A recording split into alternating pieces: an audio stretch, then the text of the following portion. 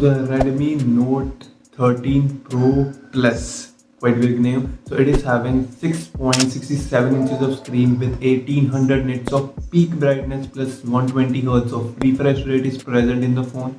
And after that, in the phone you are able to see Android 13 out of the box, MIUI 14 is given in the phone, plus you are getting the processor of MediaTek Dimensity 7200 Ultra. And after that, in the phone you are able to see three cameras on the rear side of the phone. The first one is of 200 megapixel and it is a wide angle camera, plus you are also getting 8 megapixel of ultra wide angle camera, and you are getting 2 megapixel of macro camera.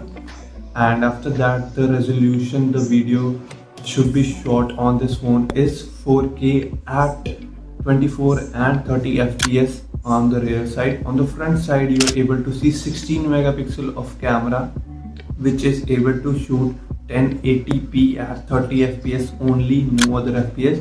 And after that you are getting 5000 mAh of battery, 120 watt of fast charge is present in the phone. And these are all the specs. Now let's see the good part of the phone. So why people are considering and going towards this phone.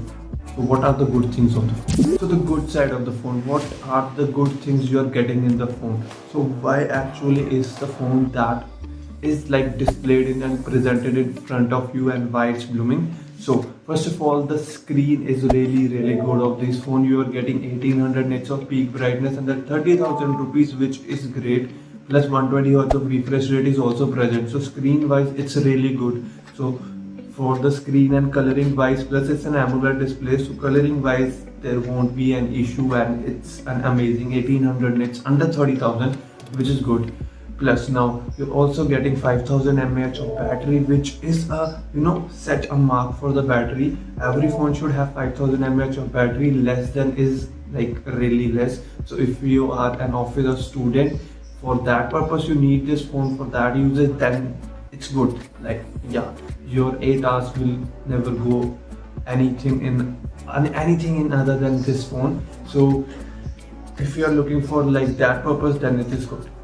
And after that it is also having 120 watt of, you can say, fast charging, which is good. So it will only take you less time to charge this phone again. So that is a good part of this phone. Plus you are also able to see the 200 megapixel of camera, which is manufactured by Samsung. It is HP3 camera. So this camera is basically a really great camera to click pictures, and the quality of the camera is really good. Not an issue with this type of camera. It is a really amazing camera, and even the resolution is quite decent. I won't say it is best. So it's 4K at 24 and 30 fps, which is good enough. These are all the good sides of the phone. Now let's see the bad sides. Now first bad thing about this phone is like it is having the processor which is like decent, and the competition which is costing less than 30,000 rupees are even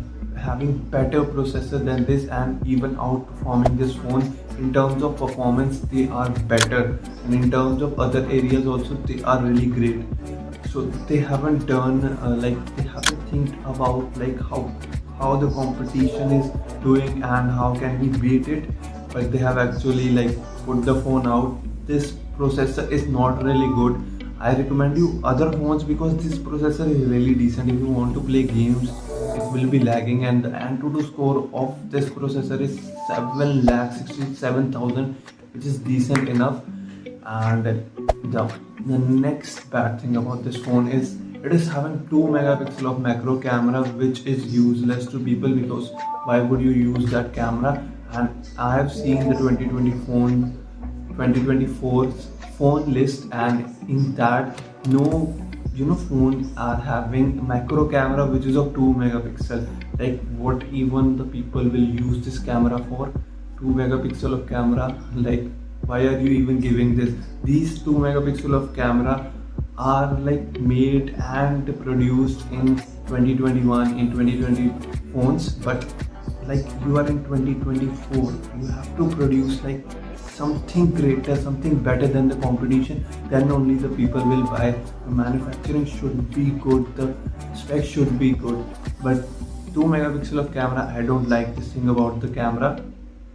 Yeah, moving on, you are also able to see the MIUI in the phone, like you are able to see it. So this user interface is basically providing you bloatware apps, plus it is providing you advertisement also, which is, you know, if you are in, like, you want to use your phone daily, everybody use it, but you are able to see ads in the apps you are opening, in the system apps you are opening, which is really annoying and really bad, because you're taking the data of the person also, and you are actually showing that ad on your apps, which is really bad. You, like, I don't like it. Plus bloatware apps, are a lot of them are there, which is again really a bad experience for the person who's buying the Redmi phone.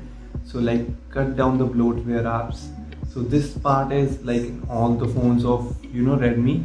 So you can't say that this is the particular bad thing about the phone, but the actual bad thing about it, that in the front side of the phone you're getting 16 megapixel of camera, at least provide 2K recording in the phone, but they have given 1080p at 30 fps. They haven't even provided 24 heck 60 fps, which is not good, really not good.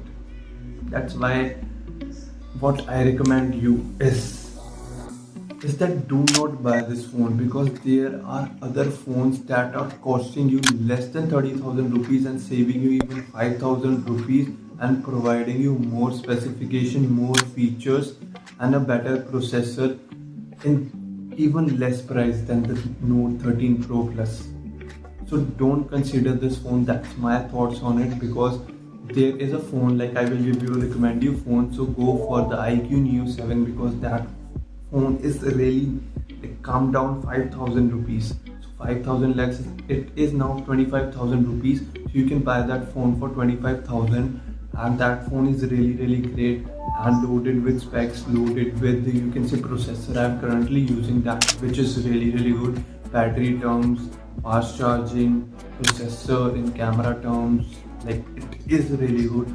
So just buy iQOO Neo 7, or heck, if you really want to spend 30,000 rupees, just buy the iQOO Neo 7 Pro, which is one of the amazing phone that is out there. Plus it is also having ultra wide angle camera, so if you are facing issue with the camera, that will solve your issues, and plus you will not regret it. That's my take on it, and that's my opinion. So you will have lot of thoughts about the phone, but you can also watch the video which is made on iQOO Neo 7. Your thoughts will be cleared after that. So yeah, go watch that. Plus don't buy this phone, you will regret it. You can wait for other phones. This phone is not really worth buying under 30,000 rupees, and I recommend you iQOO Neo 7, iQOO Neo 7 Pro, which are great competitors and even outblasting this phone.